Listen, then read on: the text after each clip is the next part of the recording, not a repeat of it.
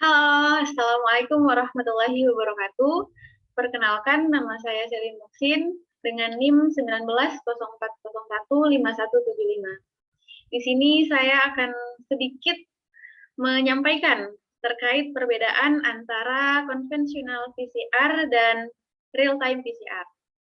Sebelumnya saya akan share screen terlebih dahulu.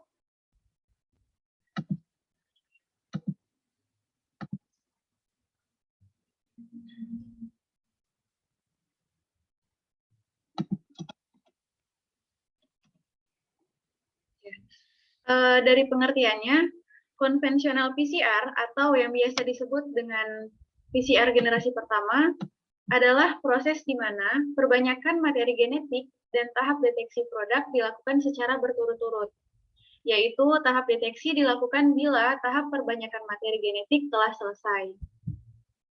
Reaksi PCR konvensional biasa menggunakan satu pasang primer, yaitu primer oligonukleotida untuk mengamplifikasi bagian tertentu dari genom agen infeksi serta dilakukan pada suatu tabung. Sedangkan pengertian atau definisi dari real-time PCR atau yang biasa dikenal atau disebut dengan PCR generasi kedua merupakan suatu metode analisa yang dikembangkan dari reaksi PCR. Nah, real-time ini menggunakan teknik untuk mengamplifikasi sekaligus menghitung jumlah target molekul DNA hasil amplifikasi tersebut. Prinsip utama yang digunakan dari real-time PCR ini yaitu menggunakan biomarker berupa pewarna. Pewarna yang digunakan yaitu fluorescent untuk memberi pelabelan pada oligonukleotida yang akan ditambahkan pada reaksi. Nah, ini ada beberapa perbedaan antara konvensional PCR dan real-time PCR. Untuk konvensional PCR, merupakan standar PCR yang menyediakan hasil kualitatif dan masih memerlukan instrumen tambahan dalam analisa atau visualisasi hasilnya. Sedangkan kalau real-time PCR,